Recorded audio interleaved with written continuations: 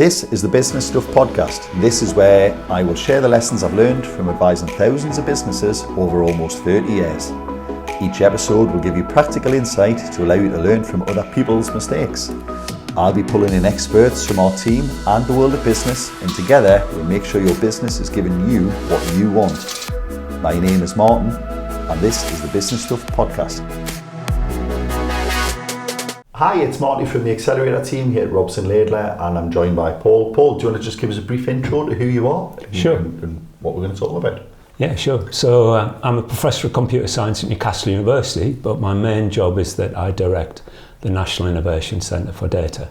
So we work with lots of companies to help them to get value from their data.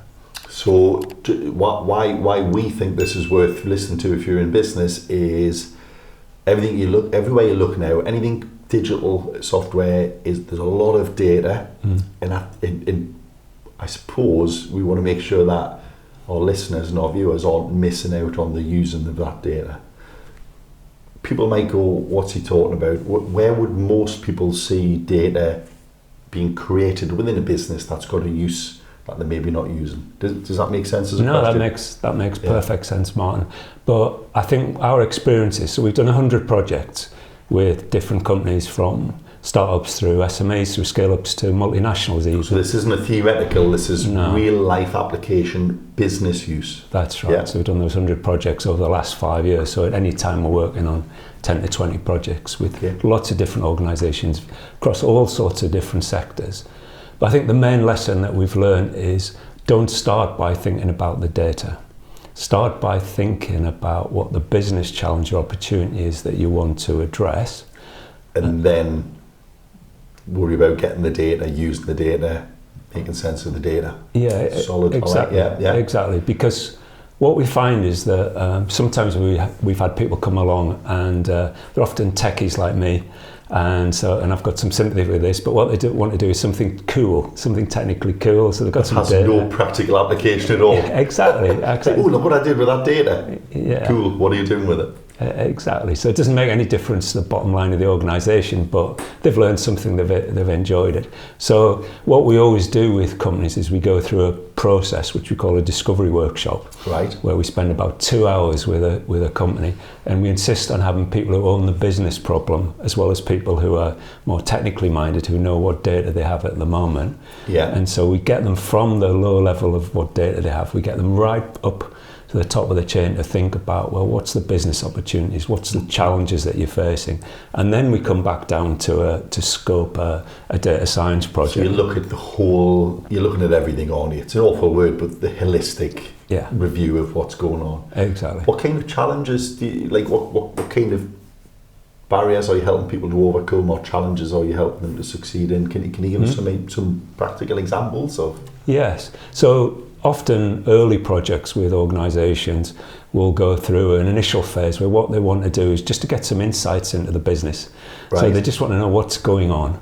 And for smaller companies, they might have somebody who's sitting in the corner of an office with an Excel spreadsheet, and they're pulling data together, and then every month they'll print off a PDF and put it on the managing director's desk. And I know we are primarily an accountancy firm, but we don't necessarily mean accounts here. This could be production, turnaround of projects. So it could be the spreadsheet could have anything on it. We're not just talking about financial data here, are we? No, exactly. So it might be sales data, it might be something about your customers, it might be something about your products, it might be something about your people management. Exactly. Absences, sick days, it could be anything with sufficient amount of volume of data.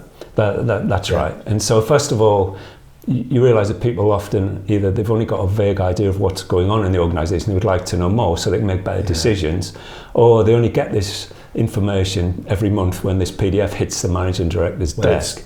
It's sometimes too late to have a meaningful impact on the thing. Exactly. So what we'll often do initially is to automate that process of producing those reports and maybe producing visualizations, so it's easy for somebody who isn't a data scientist to understand what's going on. And then we might do it in real time, so that the senior people in the organisation anytime can go on to their computer and see this is how it's going. And then we start again at the more interesting things in data science, because once you've got that you're looking backwards, you're building up historic data. Once you've done that for a while, you can start to then use that to make predictions about the future. Yes. And that's when it starts to get really interesting for That's for where the real value comes. Exactly. Historic data has a value. So we see this in accounts all the time. People bring their shoebox in 10 months after the year end. We produce a set of accounts where the earliest bit of data is 20 months ago. Yeah. It almost has no value other than they're legally obligated to submit it. So we've spent the last, probably 10 years getting people to use live cloud-based software with a bank feed, proper invoice and chasing, all of those. And it makes a dramatic difference. Right. But getting them up to date with that live data is only half the battle. Not as many people as we would like then say, let's use that data going forward. Because I think that is where the real value is, isn't it? Yeah, I think, and there's lots of examples we could pick on. So for a few companies that are either financial companies or e-commerce companies, we can do things like make predictions ahead of time of which customers are likely to leave. So that's really valuable for organisations. Can you, maybe this is getting too far into the detail on it, but what is an indicator of a possible client leaving then, or a customer stopping from buying? Do you see, is it because you're looking to say, well, they used to buy a lot, and is it literally looking at that kind of trend, or? Yeah, so it varies. Yeah, no, it's a good question. It varies from business to business, and in fact, one of the things about data science is that you don't actually have to have any preconception. So you don't have to go in thinking, I wonder if it is that the customer stops buying things or the buying pattern changes over time. So what we do is, you mentioned the word holistic earlier. So we try to get as many feeds of data about that customer and their interactions with the e-commerce site or the financial organisation as possible. And we use this thing called machine learning. So what you do is you're using previous examples in order to build a model which can make predictions. So what you're looking for is you feed all this in. For those examples, these are past examples, so you know whether the customer stayed or whether they went, and you feed this into the machine learning system, and it chucks out this predictive model, and the pattern is the pattern. You don't know what's going to come out until you run it. Exactly. And then there's also for the because we're scientists and people ask questions like you have. Well, what is it? What's important? So then you can start to dig in and understand why the model's making the predictions that it has, and then the company can do things like, if it knows in advance that the customer might leave, they could think of things like making them a better offer or just getting in touch with them and intercept it. Exactly. So again, if you've got an e-commerce website, hopefully if you were running an e-commerce website, you'd be aware of these things. But it's not just the purchasers that are important. Do you link in things like, well, actually they logged in quite a lot, but then didn't complete the purchase? Presumably they found it somewhere else, or they changed their mind. And is it possible to then link in and say, well, you've got a VoIP phone, we know how many times they rang up, or we know how many complaints they rated. Like, when you say as many data points as possible, is that the kind of thing you mean? That's exactly it. So this is why holistic data is really important.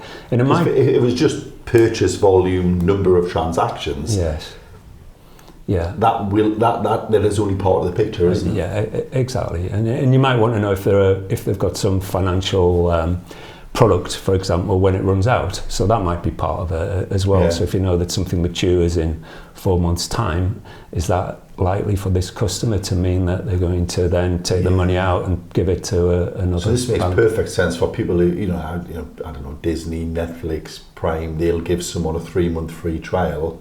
How likely are they to roll onto a paid thing?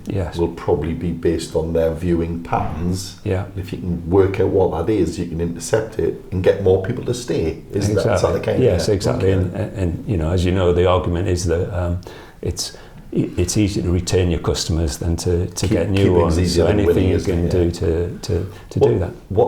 So with that in mind, then going back to the question I said, then is, where do most people's data come from then? Yeah, so it does vary. So if a financial organisation or an e-commerce website, then they'll get data from interactions with the website. Yeah. They'll have some transactional data about what customers are doing with their bank account or whatever it is. Yeah. So that can come in there. And that makes sense if the data is largely digital from a platform you can export data from. That feels more intuitively. Yes. It starts like maybe you're starting from an easier position because the data is available. Yes. What do you do if there isn't an obvious export button or an API to link to? Yeah. So this is often a problem because, as you know, lots of vendors who produce software products, they're fairly closed systems. They don't have. So I dropped API in there. Bit of a nerd, sorry. You can probably do a better description, but an API is normally a two-way gate for other things to connect to. Yes, exactly. So you can suck data out or intervene in. But a closed system wouldn't have that. You've got to find a way to get the data out in a non-easy way. You do, you do. And actually, lots of products already have ways to do that, or within organisations, particularly bigger organisations, people know some way to do that. So you've got to do that. The thing that's hard though is often combining data from different products or different sources together. Of course. It's in different formats. You need some way to link them together. You know, fingers crossed you might have some customer ID that's in all the data. Yeah. If you don't have that, it can be really problematic. That's interesting. Yeah. So I mean, is there a tip there for people if you've got multiple data bases, for want of a better word, you need to make sure there is a common variable that is across all places? Yeah, that's right. Otherwise, you're never going to be able to connect that. You're never going to be able to do it. Yeah. And so.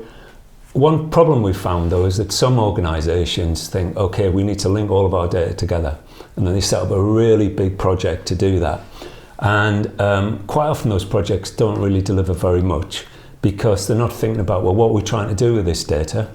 If your goal is just to connect the data, exactly. Maybe connecting it wasn't the right thing. You need to think, they've started with the presumption that connecting the data is the right thing, but it might not have been. It might not have been. And the data doesn't just suddenly come alive and spit out really useful insights. So the best thing to do, again, is to start from thinking about, well, what questions do I want to ask that could really make a difference to my organisation? What are the challenges that we're facing? What are the opportunities which we could help? And then start by combining together data to answer one of the simpler questions.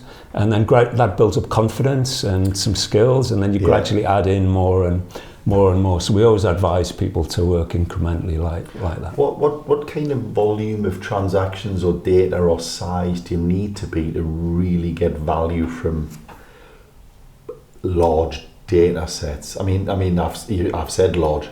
Do you need a large data set to get value from this, or are there things that the smaller businesses can, I suppose, make inroads with them on the road? Because you're not going to probably get involved in a one-person business who raises 5 invoices a week. Like, you're the sledgehammer for a nut there, possibly. But are there some skills or some basic tips that smaller business can kind of go, well, actually, these are bare minimums that I should start building in? Yeah, so I think that it's always good to look at the key products that you use, and be they software products, or we sometimes work with manufacturers, so often the machines and the tools are generating data, and ask the question about, or like runtime data. They tend to do it whether you want them to do it or not, and quite often it just goes on to some sort of storage somewhere, just never gets touched. So understand something about what the data is that might be useful. Again, thinking about what questions you're going to try and answer, rather than just try to boil the ocean with that. Your question about how much do you need is a good one. I'm afraid it's a sort of how long is a piece of string argument. It depends what you're trying to do and how rich the data is. But about 50% of the organisations we work with have been SMEs. 50 have been larger orgs. So even with the SMEs, we've done 40, 50 projects with them that have delivered value to them, made a difference. Far from it. You don't. We do work with organisations. We've done some work with the NHS, for example, the Business Service Authority, where, because they must have a staggering volume of data. But on the other side, you've got 50% of your projects have been for normal businesses like the people watching. Exactly. And some of those are the sort that we've talked about where, you're sucking data out of the software products that the organisation's running on. But also, we do a lot of work with manufacturing organisations. So I used the example about, can you predict when a customer's leaving? Yeah. But we can use similar techniques to predict whether a piece of kit is likely to fail in the future. That's so if you've got a wind turbine, you would rather know in advance that it was going to fail, and then you could do a scheduled maintenance. You get somebody out, fix whatever the problem is. You can do or it at before least it have fails. another one waiting if it's not something kicking. Yeah, exactly. So we do lots of projects like that. And you asked about, what happens if you're not getting the data out. So sometimes you have to get new sorts of sensors, particularly for physical objects. Things like machines, wind turbines, it's often just simple accelerometers like you've got on a Fitbit or on your smartphone that like just... a little pedometer almost. Yeah, exactly. And from the pattern of vibrations, you can spot that there's going to be a problem in the future. And then so this you is can quite generate interesting because you must get asked to help solve problems where the data could be there but isn't. Yes. How do you then work out the best data to monitor to achieve the outcome that you want? That's probably a skill in that, isn't it? Yeah, that's a good question. So I mentioned these. I'll try my best in it. So I mentioned these discovery workshops. Yeah. So, and I said we've had about 100 projects that we've done with organisations. We've done about twice that number of discovery workshops. Right. So if you look at the ones where people haven't gone ahead with a project, quite often it's because for the questions they want to answer that will make a difference to them, they haven't got the data that would allow you to do it. So then again, what you do is you say, well, what question are we trying to answer here? What would give you a return on your investment? Often for SMEs, their time horizon is very short, so they want a return in 9 months to a year. If I'm to spend $5,000 on a project here, how quick is the payback? Exactly. So often the first project that we'll I made up $5,000, by the way. I have no idea. I'm just no. Yeah. It could have been any number. Well, we do a number of projects that are about that size, and we go up to hundreds of thousands for other ones, depending on how much time and effort it's going to take to do it. But yes, so what you have to do is to say, well, what's the main opportunity? What will give you a return on your investment in 9 months to a year? Yeah. And then, okay, what sort of data do we need to collect to answer that particular question? So that's what we'll do. We'd never go into a company and say, just start collecting data about everything and we'll come back in 6 months and see what we can do with it. You kind of alluded to this earlier. It's great if you're a technician and you pull some weird and wonderful, chart together that provides fantastic data, but if it's just nice to know rather than you need to know, you've actually just wasted time, haven't you? You have wasted time. I would love to know loads of data about, this business. I kind of go, that would be really cool. Then you think, how easy is that to collect and would we use it? Yes. And quite often you go, no, we probably wouldn't, so let's not worry about it. Yes. So I think there is a skill in trying to come up with, what the things are that you need to measure on any dashboard is half the battle, isn't it? Yes, and so start from your question and then work out what's the minimal set of data that you need to collect in order to answer that question, and then that builds confidence. And so, if in 6-9 months you're starting to see a return on that investment, then you'll think, okay, then what's the next thing that we do? What else would be nice to know that's going to help us? Exactly. And sometimes that second or third project is one that might take a bit longer because it's more complicated. You need to wait to get more data, but then you get a bigger return on that. But companies wouldn't have started with that because they wouldn't have the confidence that they would actually get a return on a larger investment. Who do you find instigates these things within a business then? So let's say you've got an engineering business with a couple of hundred people.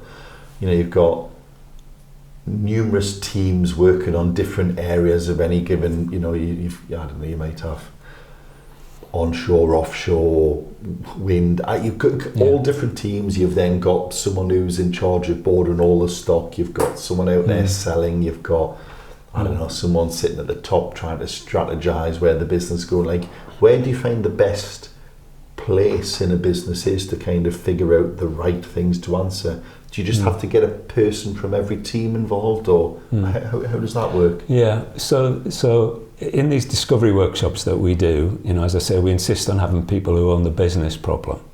Now, So what do you mean by on the business problem? So own it, sorry. Yeah. Right. Own the business problem. So you want somebody where it's going to make a real difference to them in the bottom line. Is that because if you don't get their buy-in, they're not going to go with it? Is it as simple as that? Yeah, so if you don't get their buy-in, that probably means that there's not going to be a return to the organisation, and we don't want to do a project that's just for the sake of it. Just for the hell of it. Even if somebody from the technical team of that same organisation thinks this would be fantastic, it would be really exciting. Because if the business owner isn't going to be able to see a real life application of that data, they're not going to want to spend the time or the energy or the cost to get the data on That's it. But one of the things that we found interesting is that you mentioned, do you get people from right across the organisation? Yeah. Well, in the end, if you're doing answering a specific question, you probably don't need people from right across the organisation. But quite often, what we find is that organisations will bring people from right across the patch. Yeah. And it might be the first time they've ever sat down and talked to each other about what they could do using data to make a difference to the organisation. And so suddenly there's so many ideas come out of it, and they start thinking about, well, if I combine my data with your data, then we'd be able to do much more than I can do on my own in my bit of the organisation. Do you find that when you're doing this, if you've got 4 or 5 people from that kind of 300 person business, do you find some? I mean, are there any surprises where someone goes, what I would love to know, and someone else goes, yeah, we measure that, we've already got that. Yes. Does that happen? Oh yes. So communication within particularly large organisations is not actually never as good as communication bad in organisations, is it? Yeah. It's not as good as you often think. And the other side of it is that sometimes parts of organisations are really reluctant to release their data. Oh, just because it's mine. It's why would sales need to know this?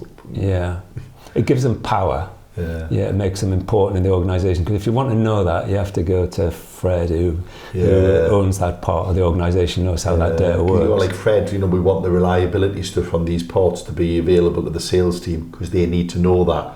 Or they can ask me. Well, it would be nice if we just knew it. Yes. No. Anything they want to know, they can come and ask. Exactly. So you get that. Exactly. Empire building, I suppose, with their data, is that? Yeah. Yeah. So that's another reason why you need somebody senior in the organisation who sits above the different departments that have the data, and they can make it happen. Otherwise, it doesn't. So I suppose the answer to it is that, as with most things with organisations, there's not just a technical solution that will solve everything. There's always an organisational management solution that needs to be in place. Almost as well. A culture issue. You've got to solve the culture. Everyone has to agree that it's worth solving and get on board, though. That's right. Yeah, exactly. What's been your most surprising outcome from your 100 or so projects then? Yeah. Because as much as you said, we try not to prejudge what the data is going to show. Yeah. We're human, so we probably do. Have you had any kind of where you went, wow, I really wasn't expecting that? Yeah. And then there's been like a massive turnaround in approach or something. Have you got any examples of those? Yeah, so there's a few. I mean, sometimes it's to start with a negative example, is people are very excited about all this data they've collected, and when you look at it, they discover that actually it's not there, or it's error prone. We worked with a manufacturing company once where they wanted us to work out where errors were occurring, where faults were occurring on the production line. And they said that carefully, every time there was a problem occurred, they'd coded it so you knew exactly what the cause of it. And we looked at all this data, and there was a lot of it, but all of it was coded with exactly the same key. So there was no way you couldn't separate the data. Exactly. So then it looked like it was one big problem that lasted forever, and rather than exactly. We get that internally. Professional firms track. If I'm working on a job, I'll say who the client is, how long I worked on it, what date happened. And in theory, there's a narrative and a description which AI would now be able, sort that out, no bother. Mm-hmm. In theory, I mark if I'm doing a tax bit of work or accounts or VAT or payroll, those types of things. Yeah. One live example from us is if I'm working on a job and I'm showing you how to do it, well, who charges the time? Yeah. Does the manager charge the time because it was too tricky for you, or do you charge the time in my time. Like, you know, there's even simple examples like that. Yeah. People have been around 100 years, and like, it's like, did I charge it? And it gets flushed out, and people don't pay wrong because we spot that at the billing point. But so even if you ran a report of the data on, oh well, when did we double up and how often does it happen? Even that is a good example of well, we wouldn't easily be able to report that. You know, we see it, but we wouldn't necessarily have that data. Exactly. So I guess the message there is it's the quality of the data as well as the volume of it that's really because that must really then set them back to go, well, actually we're going to have to start doing it now and wait till we've got another 3 months of recorded data to make any sense of it. Yes, we had a 6-month pause in that project. So that's a that negative must be really example. Frustrating, especially if there's a good result at the end that you think we could have done with that 6 months ago. Yes, exactly. Yeah, that is frustrating. I mean, and I think nice examples are, I've got this team of 12 people, most of them with PhDs in data science and lots of expertise about working across the patch. We're not sector specific, so we don't have people who are specialists in manufacturing data or whatever. Yeah. So all of our projects are collaborations with people from the company. So our experts sit with people from the company who are domain experts, and over the course of time we learn something about the way that the company works, what the data means, but they pick up some knowledge about data science. Yeah. And our hope is they can then use that, identify other opportunities and use it without being entirely dependent. Not have to keep coming back to no. So that's it's always nice when skills are transferred and then in the future you meet people and they say, oh, because of that we could identify this problem. This is what we did after you went. Yeah. Paul, just to finish off then in the last minute or so, what's the one thing that people just keep getting wrong, or what's the repeating thing where you go, if you could do one thing, just fix that? So it is starting with a solution rather than starting with a business opportunity or a business challenge. And I'm a technology person, so I thought it'd be, people don't understand deep learning and machine learning, but no, it's the business.